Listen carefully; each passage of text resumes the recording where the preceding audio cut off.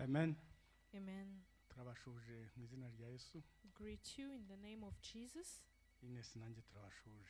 Ines and myself, we are greeting you. Kandi Imana iduhana umugisha. And may God bless us together. Abakerewe muragira ikibazo. Those who are late, you have trouble. Kuko ndatangira aho mushiki wacu Harriet yarageze. Because I will start to resume from where our sister was. Kandi ndashimira Imana. And I thank God. Kuko yampaye ibyo kwigisha. Because He has given me something to teach you, share with you. Harriet yatubwiye ngo. Harriet told us. Harriet ntavuga ngo mushiki wanjye ubyumve njya mvuga amazina uko aje. You know, I can just give any name. Harriet yatubwiye ngo Imana ire mu muntu. Harriet told us that God creates a human Wimushyira being. mu ngobyi ya Eden. And He placed the man in the Garden of Eden. Ngiramubwira ngo. And He told him ngo iyi ngobyi uyihingire. That you cultivate this garden. Ngo kandi uyirinde. And protect it. Ikintu ashaka kutubwira atubwiraga. What she meant was this. Buri muntu. Everyone. Ari nje. Either myself. Ari wowe. Or you. Imana yarakuremye. God has created you. Ariko ikuremye. But when He created you. Ikuremera akantu ugomba gukora. He created you for something specific that you had to do. Amen. Amen. Imana ntabwo yapfuye kuvuga ngo ngiye kurema muzehe Tayi. God didn't just say I'm going to create Mzee Tayi. Yaravuze ngo ngiye kumuremera iki. He said I'm going to create him for this. Ngo ngiye kumuremera iki. Said I'm going to create him for this Nukuvuga icyo iyo kitahaba. It means when this is not there, ntabwo ari kundema. He wouldn't have created me. Murumva ukuntu icyo kintu ari ikintu gikomeye. Do you get how powerful this is? Ntabwo Imana ari kundema. God wouldn't have created me. Icyatumye indema. If the reason why He nuko hari created me. ikintu yandemeye ngomba gukora. The reason why He created me was that there was a Igihe purpose ntagikoze rero. So when I don't do that, ngira ngo Imana iravuga iti ariko uriya mugabo namuremeye ikida. I think God will ask Himself, why did I create that man? Igatangira ngira ngo kwicuza. And then he will start regretting. Pastor yigeze kutubwira rimwe ngira ngo hari kuri Noheli cyangwa nyuma ho gato. There is one time Pastor Eddie told us, I think it was on Christmas or sometime later. Aratubwira ngo Imana. He told us that God ngo ikunda inyungu zayo. He loves or He fights for His interests. Icyo kintu cyanteye ubwoba. That thing scared me. Kuko nje nenzi ko Imana inkunda cyane. Because I used to think that God loves me so much. Ariko Imana ikunda inyungu zayo. But God loves His interests. Kugira ngo inkunde. For Him to love me. No kugira ngo izo nyungu zayo. He loves me so that His interests or His purposes might be found in me. Amen. Amen. Abari amagambo atoroshye. Those words, they are not easy to hear. Ariko ni amagambo y'ukuri. But these words are true. Niba Imana itansangamo inyungu zayo. If God can't find His interest in me, ntabwo izankunda. He will not love me. Buriya hari ibintu tujya tureba tukumva tugacaho tukavuga ngo iyo ni inkuru. You know, there are things we hear and sometimes we just consider them as mere stories. Hari umugabo witwa Balamu. There is a man called Balaam. Yari umuhanuzi. He was a prophet. Imana iramubwira. And God told him. Abo ibona umugabo atumvise. And he realized that that man didn't hear what God was saying. Yakoze. What he was going to do. Yabwiye indogobe. God told his donkey. Mwumve.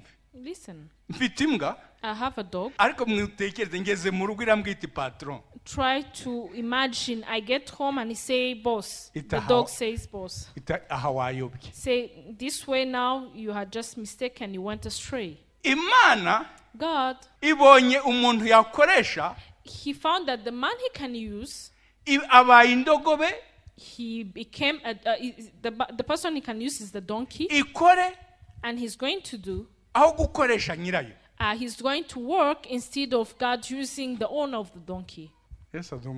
May God bless us. Let us read in the first epistle of Peter, chapter 4. We read the chapter 4 and the verse 10.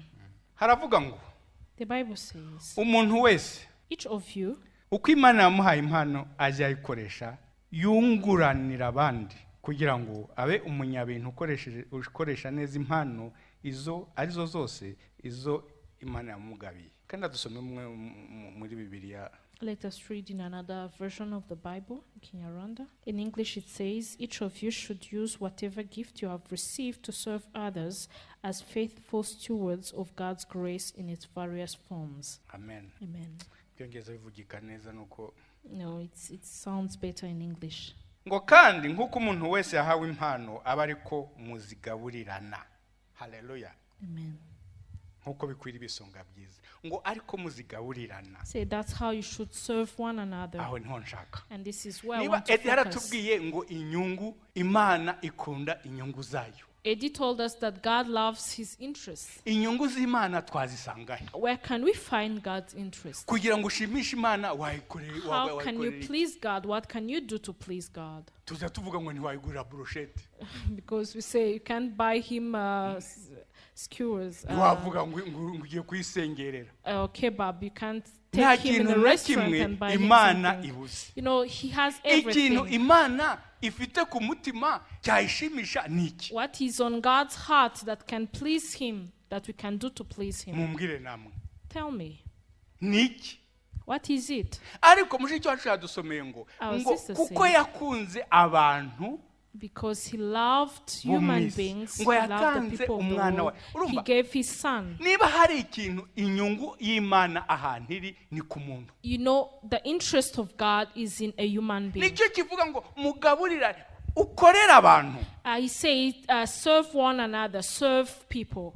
Amen. Amen. Inyungu y'Imana iri ku muntu. You know, God's interest is in human beings. Niba ushaka gushimisha Imana, if you want to please God, serve your fellow human being. Niba ushaka kuyigurira brochette, if you want to take him out and buy something for him, then serve your fellow. Niba ushaka kuyigira, if you want to do something for him, look at your fellow. Aho niho hantu ngira ngo tugane. And this is where I want us to focus. Harriet, may God bless you because you have reminded me something. Let me tell you. Can I say it? Harriet, she prayed to God. Those who are not here on New Year's Eve, she prayed to God and she really prayed. She has studied and she graduated. And then she became jobless. She became jobless. And she prayed. She prayed to God. And then God answered her. But let me tell you, you know, God didn't answer her in church. God didn't do something else. Ask her. She will tell you. It's just an amazing story. But God has visited her through someone. Harriet didn't know the person because she heard that person speaking on the television. But that person, God has used the person so that he can respond to the problem of his daughter. Amen. Amen. So as we are here, who has ever addressed or responded to the problem of his neighbor or his family? Or desired to answer those problems or to respond to those problems? Because we love God, you know. We love God.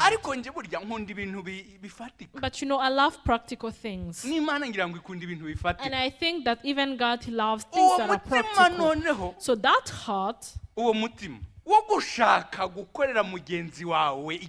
that heart of desiring to serve your friend or your neighbor and doing it for God so that you can please God, so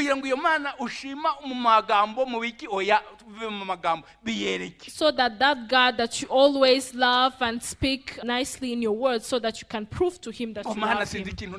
Say, oh God, I don't know what I can do for you. You have done for me amazing things. But you know, all of us, we just know how to speak nice words. But even God, he knows that we're speaking just words. You know, in Lingala, there are things they say. He just spoke too many words to me. It's like he spoke nothing. It's just empty words. Let me tell you. n'Imana izi birobaroba. You know, even God, He knows when we are speaking empty words. Shaka mugenzi wawe. Try to serve your neighbor. Amen. Amen. Murabizi Yesu. You know, Jesus. Ibibazo yagize. He had he faced some problems. The problems he faced, and he faced it with Pharisees, and he had those problems with the religious people. The problem he had, or the issue he had, was that all those people, they were not concerned about people. And then Jesus, he will go selecting, picking. And you will see him going to Galilee. And he will meet someone who is unknown. And he will call that person. And then he will pick another one, not caring where he's coming from, and not caring about what he learned, not about what he's doing. But because Jesus knew human beings, he will know that that person, even though he's a pagan, he's concerned about people. And then he will go and call that person. And then people will be amazed. And they will see Jesus. When he's recruiting, when he's getting some followers, he goes to the fishermen. And then he will go to the sinners. And why will he go to tax collectors? And people will be surprised by that. But Jesus, that is what he was after. Let us just look at 2 examples and 3. And then we'll try to find that thing those people had in common. Because this is what Jesus is seeking in us. And we have that thing. It's not just a gift. Hallelujah. Hallelujah. It's not gifts. You know, I love Christians. You know, someone will come and tell you, I have a gift. It means he has a diamond. But let me tell you, all of us have gifts. Everyone here has a gift. Where you're seated there, you have a gift. The problem is that you'll be sitting with that gift and not using it while another person has it and he's using that gift. Let us read in Luke chapter 5 from verse 27 to verse 29. Haranditse ngo Yesu ahamagara Lewi umukoresha w'ikoro. Ngo nuko ibyo bishize arasohoka abona umukoresha w'ikoro witwaga Lewi yicaye aho yakoresherezaga ikoro aramubwira ati nkurikira. Lewi amujyaniwe nawe asiga ibye byose arahaguruka aramukurikira. Lewi amujyaniwe amutekeshereza ibyo kurya barasangira. Hari n'inteko y'abakoresha b'ikoro benshi n'abandi bari bararitswe bicarana nabo. Amen. Reka turekeraho. Let us stop there. Let me tell you. You know me. I'm not a Bible scholar. You know, I'm not good in theology. However, there is a time Jesus told the Pharisees, say John the Baptist, I will paraphrase it. He called them. He said, when John Baptist calls you, don't you respond? He said, those people who go there, listen to this carefully. The first one is the tax collector. And the second one is the sinner. And the third one is a prostitute. Ngiye kubabwiza ukuri umukoresha koro sinzi impamvu yari umunyabyaha turi buvugeho ariko yari umunyabyaha kurusha abandi banyabyaha. I don't know why the tax collector was the worst sinner more than others. Yabaga uwa mbere. You know, he will be the first one when it comes to sin. Umunyabyaha bukora ibindi akaba wa kabiri. And then the other sinner will be the second. Imaraya niyo yoroheje. And then the prostitute, it was the least of all those. Now that person niwe Lewi is called Levi. He's one of those. Levi ngo yarafite kiosk. He had a booth. Kiosk yicaramo. He had a booth where he would sit. yari ku nzira i Galileya. And he was on the way to Galilee. I Galileya, And in Galilee, Imana ishimwe ndahazi, praise God, I've been ni there. ku muhanda It's on the way wabaga mu majyepfo coming from the south, ujya amajyaruguru. going to the north. Yari inzira nyabagendwa. So it was a path that was used by many Hakaba people. n'isoko. And then there was a market there. Abahaca bose, So all those who were passing by there, Lewi Levi, yari Rwanda Revenue. he was Rwanda Revenue nowadays. Ariko nawe ntabwo yatangaga resi. But then he would not give the receipt. Noneho akabaca, And then he would ask them to pay. akabaca umusoro. He would ask them to pay tax. Ariko mu guca umusoro, But when he was asking them to pay ntabwo yacaga tax, umusoro he was not doing it ukwiriye. as it is, or as Yarongera. per the regulations. He will add up something. Noneho we akagira icyo asigarana, And then he will keep something for himself. akagira n'icyo aha leta. And then he will give something to the government. Murumva deja aho Do you get it? hari ikibazo Means there kimuteranyije is n'abantu. something that is bringing conflict between him and other people. Amen. Amen. Icya kabiri, Second thing, gukoresha ikoro, being a tax collector, gusoresha, wabaga usoreshereza leta. you were doing it on behalf of the government. Leta And the government yari iy'Abaroma. was the government of Romans. Abaroma And Romans, urumva ni leta y'uburetwa, ntabwo ari yari ubukoroni, ntabwo bayikundaga. you know, they came and made them slaves, so people there, the Jewish people, didn't love the Roman government. Kuyikorera And serving the Roman government, wabaga uri umugambanyi it meant w'Abayuda. that you were a traitor to your people. Ni ukuvuga It means nyine wari mubi kurusha n'umupagani. you were even worse than other sinners. Nta Buyuda bwari bukimubarwaho. You know, there was nothing being a Jew in him anymore. Bamucaga mu rusengero. And then he will be excommunicated from the church, Nta the masakaramentu synagogue, arebaga. and there will be nothing he could get from Nta them. nubwo yajyaga muri heka. And then he couldn't even go to the Nta temple. Muyuda So wamuvugisha. there is no Jew who could speak to him, Abo baramwanze. and they will hate him. Abakorera Abaroma Now, the one he was serving, Nabo those are nti- the Romans, nabo ntibamukunda. they will not love him Kuko bazi ko because they knew very well nubwo bakandamiza abantu, that even if they are oppressing people, ariko barashaka kubakandamiza neza. they want to oppress them in a nice way. Ariko we aho agomba gusoresha 10, But for him, when he's supposed to collect 10, asoresha he 20. will collect 20 as Agatuma tax. abantu banga Abaroma And he will make people hate the Roman government kurusha uko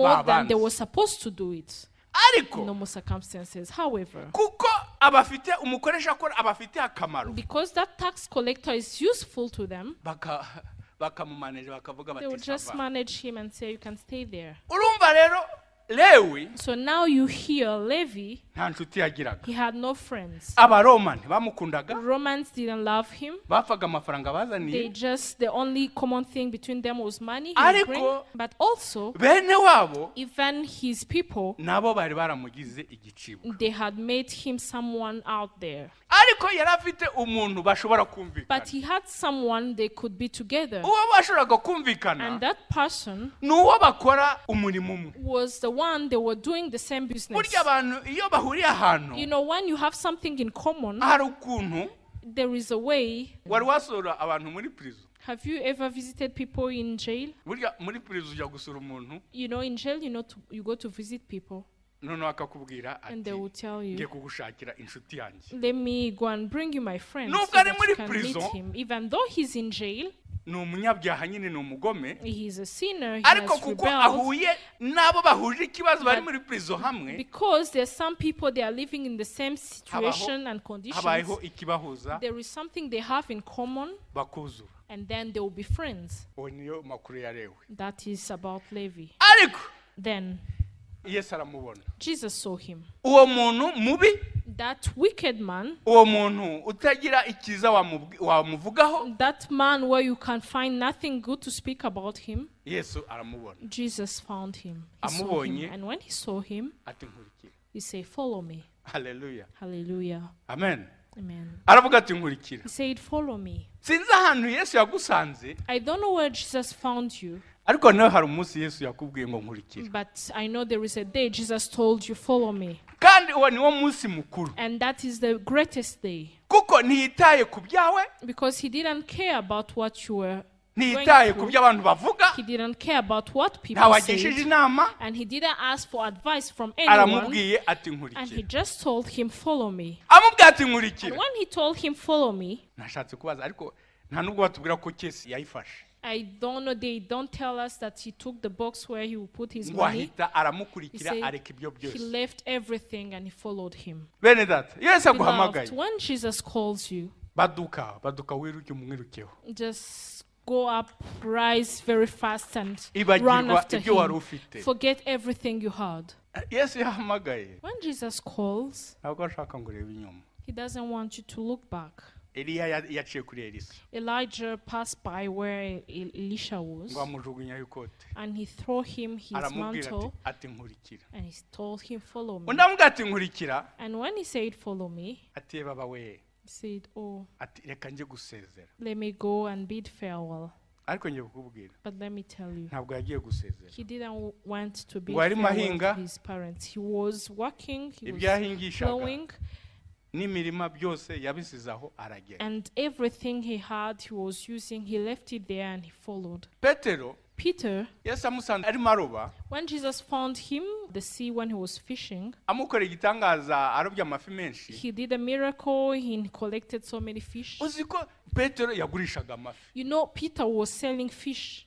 Uzi ko batajya batubwira bati bya bifi byinshi yarabanje arabigurisha akuramo amafaranga angana atya akurikira Yesu. You know, the Bible doesn't tell us that he first sold the fish he had caught and then he followed Jesus. The Bible doesn't say that. Yesu yeze kubwira umugabo umwe ati nkurikira. One day he told one man, he said, follow me.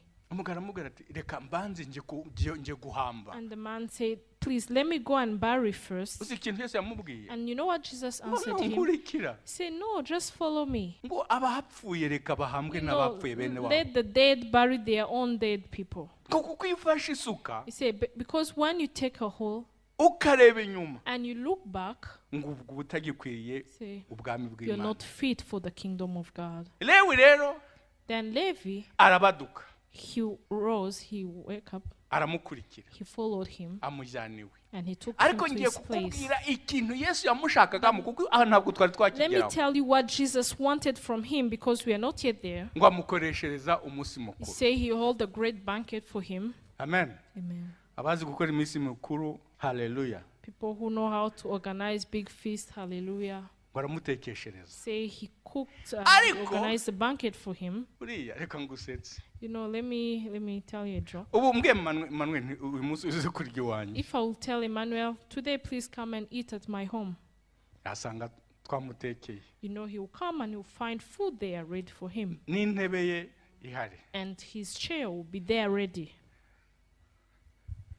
Nuko nta mugore n'abana afite ariko iba yarabafite abazanye If he had a wife and kids, if he will bring those, haba habaye ikibazo kuko batabona aho bicara. there will be a problem because they wouldn't have enough Ariko seats. murebe icyo Lewi But yakoze. see what Levi did. Lewi ngo aragenda atumira abakoresha He went, yari afite inshuti He z'abakuru. had friends, and those friends were tax collectors. And he invited them. Ariko uzi ko bara ntabwo nabahaye umutwe w'amagambo nibashaka bawushyireho ntabwo nyankura nibawushyireho uje mu mutwe nibandikeho ngo wibyihererana. You know, I didn't give the topic to those people. I don't like doing it, but the topic will be, don't keep it to yourself.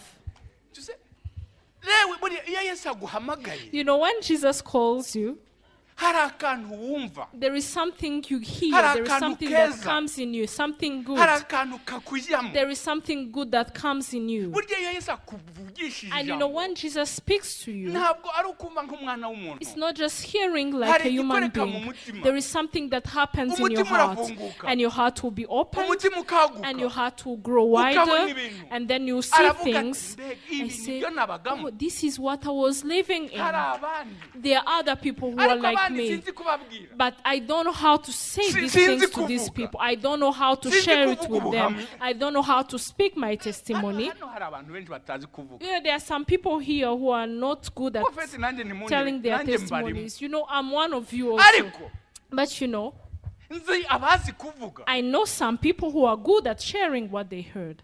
umuntu ashobora kumbwira ati bibi ntewe nibyo buretse. Someone might tell me and I'll say, please stop a bit and come, let me tell you, and I will take them. And when they get here, in front of us, and I will tell him, Jeremy, please talk to this person. And he say, these things, I'm not good at sharing them. I don't know what he has called me for, but I know one thing I know. There is something that came in me, and those things that are in me now, let me share it, let me spread it to other people. Let me not keep it to myself. Let me share it with others. And because he had no other friends, but praise be to God, because his friends are those people who were labeled as sinners. And they came, they sat, they shared or they ate with Jesus. Amen. Amen. Amen. Amen. Just that. Just that. This is what Jesus wants from you. What Jesus wants from you is that what you have, that you don't keep it to yourself. Spread it to other people. Because those other people, those people, they are the ones Jesus is concerned about. They are the ones Jesus loves. They are the ones Jesus is seeking. And you're the one who has solutions of your friends. Amen. Amen. Amen. Amen. Amen. Amen. So Levi, he's also the one called Matthew. That's how he followed Jesus. He followed Jesus. But when he followed Jesus, he had first done the basic task. Beloved. Beloved. The work that was given to us in Eden is not just cultivating. It's not just cultivating the field. It is cultivating in people's lives.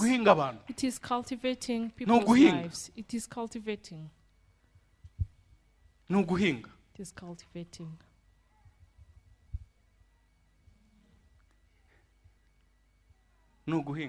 He is cultivating. If there is something good, sharing it doesn't make it smaller. Do you know that truth? Do you know that?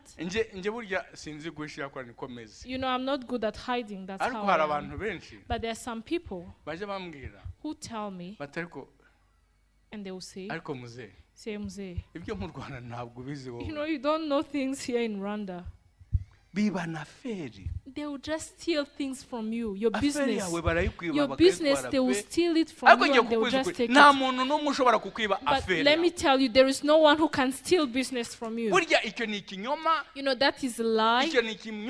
That is a lie. And you can do other things. Don't say someone has been stealing business from you. If you have a shop, and another one builds another shop, you know how many shops there are there in Nyabugogo. And don't you think that they are not all selling? And they're selling, all of them? They do sell. But when you use something,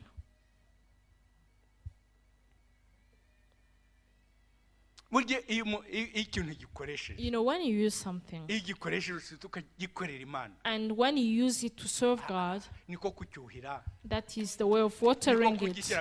That is the way of putting, that is the way of growing it. That's how it grows.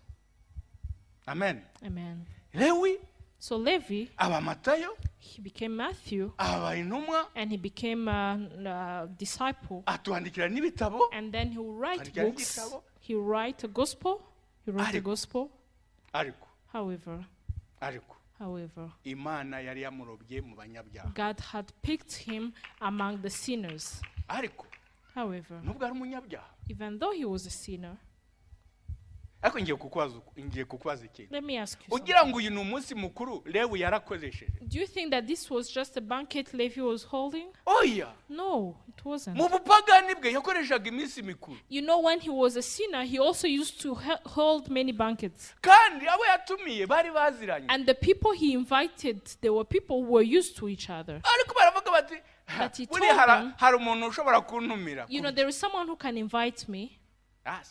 Nkavuga ntihadasi I niyo say, naba you know, ahubwo nkabwiriza I would rather go do something kuko else. nzi uko ateka. Because I know how that person cooks. Kwa rero baravuze bati uriya mugabo iyo yatetse So they said, when that man Levi holds a banquet yakoze for umunsi us, mukuru. when he has a banquet for us, when there is a feast, ariko ngiye kubabaza let me ask you, ugira ngo inzoga ntizari zihari. don't you think that there were wines and other alcohol Zari zihari. drinks? They were yakoze there. umunsi mukuru kuko yawukoraga He did the kera, banquet as he used to do it before. kuko abo yawukoreraga ni babandi Because he bakera. was doing it for the same people he used to do it for. we ikintu Imana yamusabaga One thing God was asking him cyangwa to do, ikintu cyari kimubabaje aricyo something that kibabaje he na was Yesu. concerned about, and that's what Jesus Nazana is abantu. concerned about. Let him bring people, azana abantu and let him bring Gusa. people. Only that. gusa Only that. gusa. Only that. hari mushiki wanjye uje unsetsa, No, there is my sister, umusista wa hano, one of the sisters here, and she tells me things that makes me laugh. umusore yaramukunze. There is one young man who loved her. unambwira ati kose kugira ngo umuntu akubone mu gihe ikintu muganira And he said, yakubonayo. how can I have some time with you? If I want to talk to you, how can I have time with you? ndati I ndagufatishije say, now I get you. ati ahantu mbona ukisesura The place tukabonana where you see me and you have enough ni ku time with rusengero. me, it's at church. ndati ku rusengero Say, at church? aho gusa. Just there. ndati Say, yes. ati isaa tatu Say, at 9, ati 9, nzaba nakugeza 9 sharp, ati I'll muzaba be kugeza there undi and ati to go. kugeza to isaa go saba at isaa saba church. n'igice undi Say, ati from 9 to 1 p.m. ati ukuntu nje nkubona Say, just me being with you, only that. ati ni nukugira isaa 10 nzaza. Say, even if you say it's up to 4, I will still come. hashize ibyumweru bibiri. And then 2 weeks later, icya gatatu the third week, nyiramukobwa ararwara. the lady, she got sick. arwaye When she got sick, umusore aramubwira the young man told ngo him, ngo ntabwo nshobora gusiba uyu munsi say, nkubona ngo ngiye today, gusenga. even though I will not be with you, I will still go. I can't miss service today. murumva ubwenge? Do you hear that? That is yigeze avuga wisdom. bibiri, Because she didn't mention the Bible. yigeze amugiye, ntabwo yari azi yenda Didn't kuyivuga. preach to, probably she didn't know how to preach. Ntiyari at azi that time. kwigisha. She didn't know how to teach. Ariko But one thing aravuga she ati knows, reka mujyane say, aho let me bamubwirira. take him to the place where they're going to tell him what he needs to hear. reba ati ndabazanye, ati babwire, Say, Levi said, these are the people, now speak to them. ati babwire, Say, speak to them. ati byanjye ndabikoze Say, ngaho I nawe byawe just bikora. did my part, now you do the rest. haleluya. Hallelujah.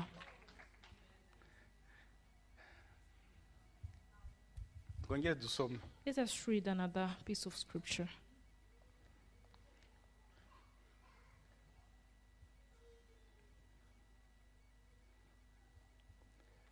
ni inkuru y'umusamariyakazi, It's the story of the Samaritan lady. iba muri Yohani 4 It is found in the Gospel of John, chapter 4, kuva ku murongo wa mbere. verse 20, from verse 1. ariko ntabwo twayisoma ntabwo twasoma But hose. you know, we can't read the whole story. Yesu Jesus yaciye mu nzira ya kure ica i Samariya, he took the way, the longer one, passing through ku nzira Samaria ye y'i Galileya, on his way to Galilee. aca mu nzira badacamo abandi kuko ari inzira y'Abasamariya. He took a way that was not usual at that time because it was passing by Samaria igihugu cy'Abasamariya, and that land of ariko Samaritan Yesu we people. agicamo Jesus passed by there kuko Yesu iteka aba afite impamvu ze. because Jesus always has reasons of doing things twe abantu dushobora kuvuga ngo na biriya nabyo, that us human beings can wonder about it, say, ariko what Yesu about that? Yesu abazi icyo But akora. Jesus, he knows what he's up to. ye kubabwira ahura n'umusamariyakazi. So when he met the Samaritan woman, uriya musamariyakazi that Samaritan woman, hari ibibazo. She had some problems at that time. Hari ibibazo bituma Yesu n'umusamariyakazi There were problems hatabamo contact. that will hinder being the contact between Jesus and a Samaritan lady. Ariko Yesu, But Jesus, iyo mizirizo yose all those prohibitions, ntabwo ayireba. he doesn't take them into consideration. Ahamagara umukuru, He calls the older one, ahamagara n'umuto. and he calls the younger one, Agahamagara umukecuru, and he'll call the old lady, agahamagara umusore. and he'll call the young man, Agahamagara nde, and he'll call so and so, agahamagara umugore, and he'll call the woman, agahamagara and umugabo. he'll call the Ibyo man. Yesu ntabwo abyitayeho. Because Jesus is not bound by that. None ahura n'umusamariyakazi, Now, when he met the Samaritan woman, ibyo bibazo byari bihari. those problems, they were there at that time. Umusamariyakazi yari The Samaritan woman, yari umusamariyakazi. she was a Samaritan woman, as you can Yarumugore. hear it. She was a woman. Icyo gihe Second, abayahudi abagore n'abagabo at that time, for Jewish people, a woman and a man, ntabwo bahuraga. they couldn't sit together, meet and talk. Umunsi umwe nzabaza mushiki wacu Zura, One day I'll ask our sister Zura, nagiye Dubai. I went to Dubai. Dubai abasiramukazi babipfutse hose. You know, Dubai, there are Muslims, women who harimo are utwiso gusa. covered everywhere, and you just see the eyes only. Nzabaza Zura I'll ukuntu ask umuntu amenya Zura. umugore we. How can you meet your wife and know that she's your wife? Kuko byabaye ikibazo. Because that was a big issue for me. Ariko kandi But you know, ntimugire ngo ni ikibazo. don't think that it's a problem. Oya ni ikibazo koko. No, yeah, indeed it is a Kuko problem. hari umugabo Because there is a man wigeze kutubwira who told us one ukuntu day yajyanye umugabo udafite impapuro how he took a man who didn't have the documents, akamujyana Omani. and he took that man to Oman. Ariko amwambika ibyo bintu yerekana ifoto y'undi utari we. He made him wear all those clothes, and then he showed the picture of someone who was not him. Kandi arahita. And he will pass by. Murabyumva? Do you get Rero that? kumenya umugore we bashobora kuvuga umugabo. So I think it might be a problem recognizing your wife. So icyo gihe So then at that time also, abayahudi abagabo ntabwo baganiraga n'abagore komsa. in the Jewish culture, people, women and men, they couldn't just talk anyhow. Ariko Yesu arabiprovoka. But Jesus, he provoked that incident. Hallelujah. Hallelujah. Hallelujah. Hallelujah. Ariko Yesu ndamukunda. You know, I love Jesus. Burya iyo ugiye muri detail You know, when you go into details, kuki wavuga ngo kuki iriya saha uriya mudamu yagiye kuvoma. you ask yourself, why did that woman go to fetch water at that time in the day? Kuki atajyanye n'umugabo we ni wari wa gatandatu ni wari Why wa kangahe? didn't she go with the husband even if he was the 6th or the 7th? I don't know. Kuki nta bana Why bamuherekeje? there were no kids who accompanied the lady. Ariko Yesu aba But yabikora. Jesus, he knew all that. Nuko baratangira baraganira, And then they had a conversation. muzi amagambo And you baganiriye, know all the story. muzi uko yamubwiye byose. And you know how he told her everything. Nubwo yari umugore, Even though she was a woman. nubwo yari umusamariyakazi, Even though she was a Samaritan. nubwo nta mugabo yagiraga, Even though she had no husband. ariko ibyo byose Yesu abicaho, Jesus, he overlooked all those things. aramuvugisha. And then he talked to her. Aramuvugisha. And he talked to her. Arantu yamubwiye ati, And there is a place he told her. ndahakunda cyane. I love that. piece Aramubwira of ati, scripture. jya guhamagara umugabo wawe Say, ariko. go and call your husband. Umugabo ati nta mugabo mfite. Say, I don't have a husband. Yesu amubwira ati vuze ukuri. Jesus said, you Ati talking uzi the ko umaze truth. kugira batanu. Because you have had 5, Ati n'uwo ufite and the one you have atari uwawe. is not yours.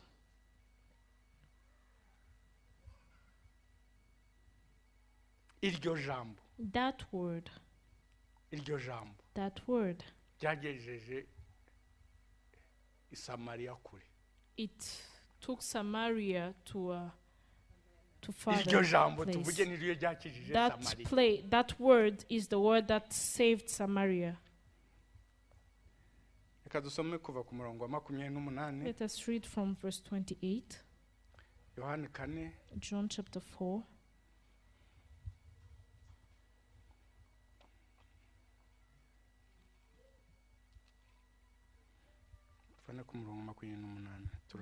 From verse 28 as we're winding up. ngo nuko uwo mugore asiga ikibindi cye aragenda ajya mu mudugudu abwira abantu ati nimuze murebe umuntu mbwiye ibyo nakoze byose murebe ahari ko ari Kristo ngo bava mu mudugudu ngo baze aho ari. Twongere dusome kuri 39. And we'll read verse 39. ngo nuko benshi mu basamariya bo muri uwo mudugudu bizera Yesu ngo kuko bumvise amagambo y'uwo mugore ahamya ati yambwiye ibyo nakoze byose. Nuko abasamariya bamusanze baramwinginga ngo agumane nabo asibireho kabiri. Ngo hizera abantu benshi baruta abambere ngo kuko biyumviye ijambo rye. Maze babwira uwo mugore bati aha niho nshaka. Noneho sa magambo yawe yonyine aduteye kwizera kuko natwe twiyumviye wa mugabo twiyumviye tukamenya kuyu ari we mukiza w'abari mu isi koko. Amen. That is up to verse 42. Amen. Amen. Umugore, the woman, yes, amubwiye ikintu. Jesus told her something. Ibintu amubwiye. The things he's telling her. Undi aravuga ati. She said, uyu muntu ntabwo asanzwe. This man, he's not ordinary man. Uyu muntu unyitayeho. This man who is concerned about nta muntu unyitaho kuko banyita imaraya. And when there is no one who can be concerned about me because I'm a prostitute. Umbwira ibyo ntarinzi. The one who tells me things I didn't uyu know. muntu umuhumuriza. The one who comforts akambwira uko basenga ko nta kintu gitandukanye basenga. And tells me that the way they should uyu muntu ibintu ankoreye. These things he has done to me. Ntabwo nabyihererana. You know, I can't keep it to myself. Ntabwo nabyihererana. I can't keep it to myself. Ntabwo I cannot keep it to myself. kuko hari aharuguru iwacu. He said, because they are in my village where abantu barababaye. There are people who are ntabwo nitaye kuko batankunda. I don't care that they don't love me. ntabwo nitaye ku bindi byose. I don't care about the rest. Atariko. She said, ukuntu Imana igira imbabazi. The way how God is merciful. nabo bagira imbabazi. Let him be merciful to them too. Let him know them too. And let them hear from him. And she ran. Ati kivomesho. She ran. She left her water jar there. Ati kivomesho. She left her jar there. And she ran. Hallelujah. Hallelujah. Hallelujah. Hallelujah. Nawe avuga nka Lewi. And she said the same as Levi did. Say, these things he has told me, you know, I can't repeat it to you. You know, this Bible I have learned, I have studied. You know, I don't know everything. I haven't learned everything to the point I can say what I know. But if there are things I don't know, let me take this person to the place where the person is going to hear. Let me take him to that place. And this person will explain to him what I can't do. Probably if I say this to the person, probably they will not accept me. They will say, these are just words from an old man. These are just words. But let me take this to the person who can hear. Amen. Amen. I say, come. She said, come. I have seen someone. He said, the things he has told me, he told me everything I've done. Amen. Amen. Amen. Amen. Now, because they will say, you know, everyone knows what you've been doing. Everyone knows what you do. She told them, why don't you come and see? Because it might be Christ. If you don't come because of what I'm telling you, why don't you come just out of curiosity? Do you hear? That is wisdom. That is wisdom. That is wisdom. Nathanael met Philip. And Philip told him, Nathanael, do you know that we've seen that person whom they prophesied long ago? I've seen Jesus of Nazareth. Nathanael aramubwira ngo And Nathanael told him, ngo aca kure. say, just go. Ngo ntabwo uzi yuko i Nazareth nta kiza kivayo. Do you think that anything good can come from Nazareth? Hallelujah. Hallelujah. Ariko hari ahantu Paul yabwiye Timothy. You know, there is a place in the Bible where Paul told Timothy. Ati Timothy. He said, Timothy, Ati uje wirinda nenge kuvuga ngo birobaroba. Uje wirinda. Ati uje wirinda impaka. you know, avoid the disputes and unuseful, useless disputes and conversations. Let me tell you, beloved, you know, you too, you need to keep yourself from the useless disputes. Don't try to convince someone by force. No. Just try to find another way for them. And when Philip realized that there was nothing he could tell Nathanael, because the word that says there is nothing good that can come from Nazareth, Philip knew that too, it was true. But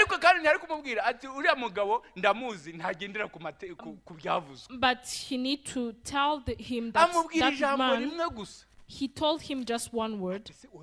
Say, why don't you come and see for yourself? Because it's not far. If you find that he's not the one, then we'll go on. That is wisdom. Those are tactics.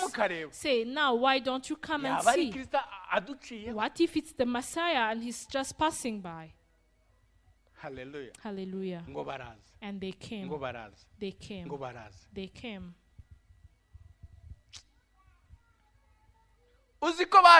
You know, they came.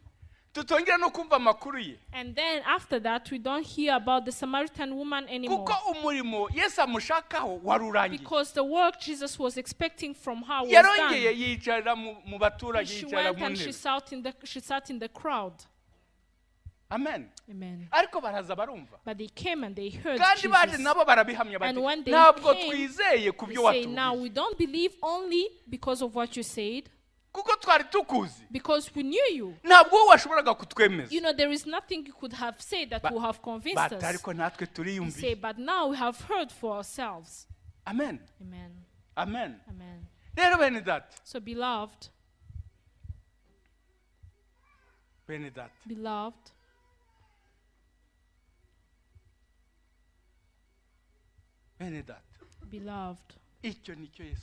that is what Jesus is expecting from us. That is what Jesus is expecting from us. Not for us to see it and keep it for ourselves. Amen. Amen. Amen. Amen. Amen. Amen.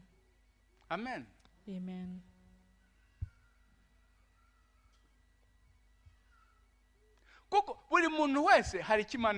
Because there is something God has given to everyone. What he has given me is not what he has given you. He might have given me the basic, what I start with, and he gives you something in the middle, and then he will give you the end thing. However, the one who has the foundational thing, the one who has what is in the middle, he has nothing more than the one who has the basic. We need to know that. You know, there is no one who has more than the other. Everyone has something for themselves. And what you have, what is for you, use it to the point where you can. Do you know holding a feast? You know how to prepare, to cook food? Then call those people who can eat. Call those people who can eat. Those people who can eat, they will come. You know how to shout. Shout loud.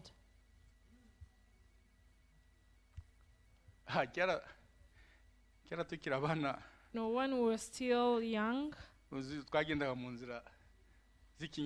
you know, there were those small paths. So when you come from school, in the junction where there are two roads separating, those who will be going this side and those who will be going the other, there will always be a fight between those people. ariko hakaba umwana But there will be someone, ngo a kanaka child, who will say, tukajya tubivuga ngo kanaka and will ntazi say, kurwana so and so, he doesn't ngo know how ariko to azi fight, kurira but he knows how to cry. yateraga arira agatera akaruru He will cry and cry so loud. abantu baraho mu mirima bakaza biruka batubisha umwana And w'abana people who will be there in the fields, they'll urumva come niba running and say, utazi hey, kurwana there is menya gutera trouble. akaruru If you don't know how to fight, at least know how to cry. niba utazi kuvuga hamagara ujyane kubavuga If you don't know how to speak, then call people and you take them to those who ariko can gira speak. icyo ukorera uwo But do muntu something for that person. uwo muntu mugira icyo umukorera That person, do something for gira icyo them. umukoreraho Do something for kandi them. yesu aragushima And Jesus will appreciate yesu you. aragushima kandi Jesus icyo will nicyo appreciate you, agushaka and this is what he's Icyo nicyo expecting from agushakaho. you. kuko icyo cyerekanye Because that shows ko ukunze abantu be that you love his people.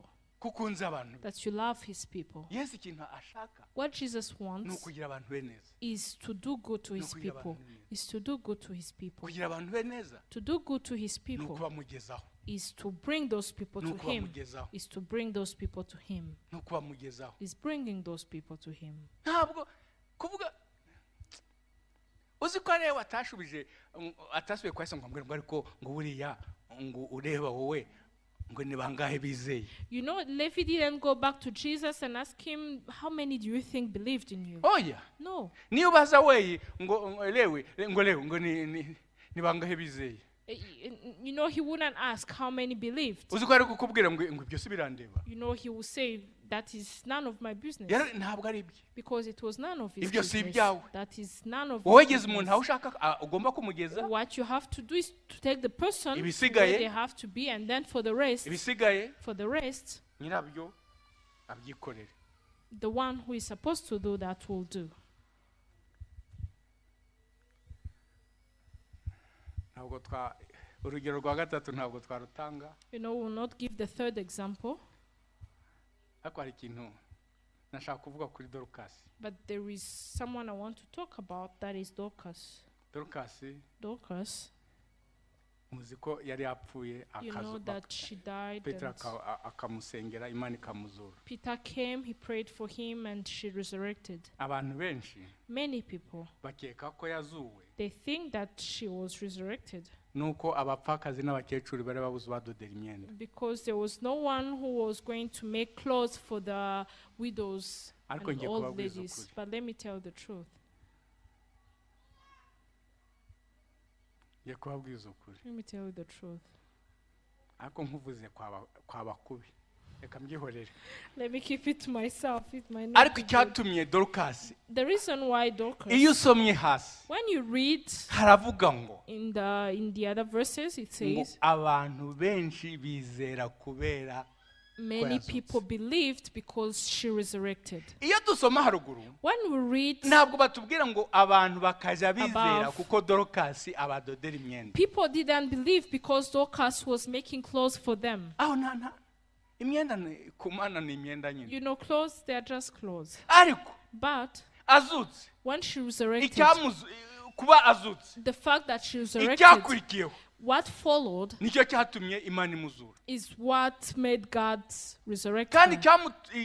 icyakurikiyeho And what came after ni uko abantu benshi is that many people, bizeye they believed kuko Dorcas yazutse because Dorcas was resurrected. Imana ibahe umugisha May God bless you.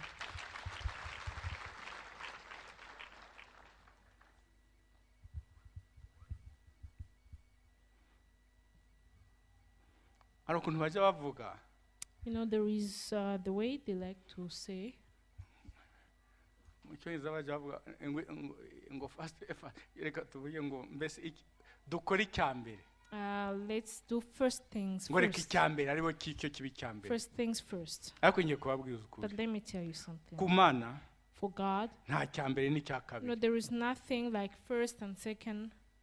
byose ni icya mbere Everything is first. kandi icya mbere And what is first ni uko wegereza abantu Yesu is that you bring people to Jesus. icyo gusa Just that. icyo gusa Just that. icyo gusa nicyo Yesu Just that. agushakaho That is what Jesus is expecting from you. wakoresha intoki whether you use your wakoresha umutwe, hands, whether you use your brain, wakoresha amaguru, whether you use your icyo legs, wakoresha cyose whatever you can use, gikoreshe just use it kugira ngo habe ako kantu, so that they might be that thing, ako kantu, that thing, ako kantu, that thing, ako kantu. that thing. Reka dusabe Imana, So let us ask God. reka dusabe Imana tubabare ikibabaza Imana. Let us pray to God so that we might be concerned about those things God is concerned about.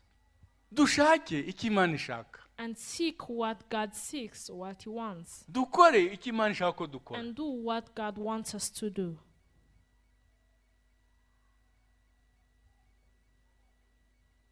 Kuko aho hantu niho tuzashimisha Imana. Because that is where we will please God. Handi uvuga ngo nta kintu uzi wakora, When you say that you don't know what you can do, uzakora icyo, just do what you know. uzakora icyo. Just do that.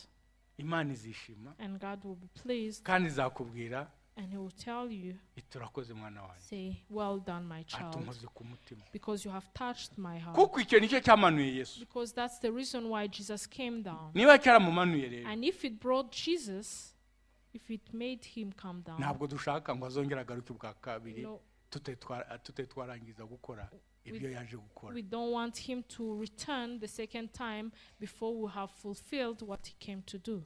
Reka duhaguruke Let us dusabe stand Imana, up and dushime pray. Imana.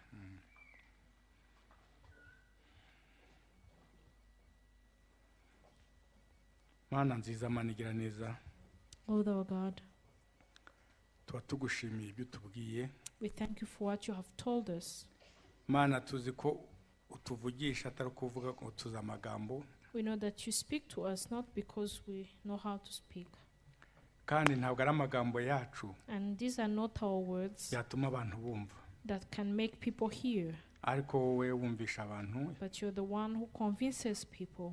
wumvisha ibyo ushaka ko bumva. And you make them hear what you want them to hear. Kandi Mana And God, ukabatera gufata ingamba zo gukora. you cause them to make strategies of working. of Turagusaba serving. rero So we pray to you, nkuko twabivuze nda mu magambo menshi cyangwa make sinaha, as we said it in many words or few words, turashaka ngo turifuza ngo what we want, our desire is natwe that tugira ikintu gito twakora kugira ngo tugushimishe. we can also do something, however small it can be, to please you.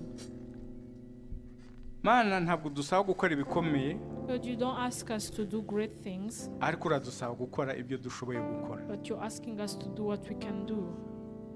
Nkuko Lewi yakoresheje umunsi mukuru agatumira abantu, As Levi held the banquet and he invited people kuko wari uhari, because you were there, icyo natwe nicyo udusaba. this is what you're expecting from us. Uradusaba ngo niba twarakubonye You ask us that if you have seen you tukamenya aho uri, and if have known where you are, icyo udusaba ni uguhamagara abantu what you're expecting from us is to call people tuti muze namwe mwirebere. and ask them to come and see for themselves. Kandi ibyo turabishoboye, And that one, we are able to do that. tubifitiye imbaraga, And we have the power to do that. dufitiye inshuti ziri hanze. And we have friends who are outside. Icyo udusaba gusa ni ukubivuga, What you're expecting from us is just to speak kuko niba it. twarakubonyeho kuruhuka, Because if we have found rest in you, tukagusangaho agakiza, and if we have found salvation in you, icyo ushaka, what you want, icyo wifuza, what you expect, ni uko nta muntu wazava muri isi atarumva iyo nkuru twumvise. is that no one will leave this world before hearing what we have heard. Kandi waduhaye ibyo dukeneye byose kugira ngo abo bantu tubazane. Given us everything we need so that we can bring those people. Reka rero data dufate ingamba hano,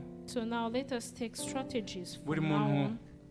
yumva ko nawe afite uruhare rwo kubikora. Let everyone feel that they have the responsibility of doing this. Icyo umusaba gusa ni ukuvuga icyo yabonye, And what you expect from them is just telling what they have heard, ibindi data nawe ubyikorera. and the rest you'll do it.